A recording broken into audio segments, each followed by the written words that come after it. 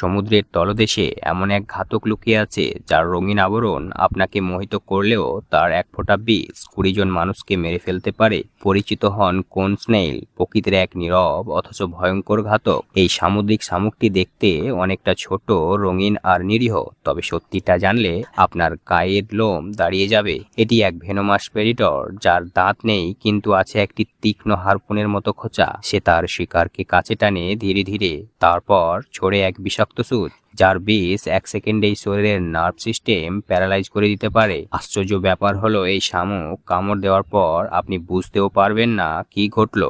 ব্যথা নেই, আওয়াজও নেই, শুধু শ্বাস ধীরে ধীরে বন্ধ হয়ে আসবে। এ কারণে বিজ্ঞানীরা একে ডাকেন the silent killer of the sea, যে ঘাতক শিকার করে নিঃশব্দে।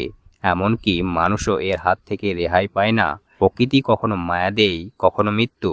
কোন স্নেইল তার প্রমাণ। ছোট হলে কি হবে, সে জানে কিভাবে মারতে হয় নিঃশব্দে। আপনার পায়ের নিচে হয়তো একদিন সে ছিল, আপনি শুধু খেয়াল করেননি।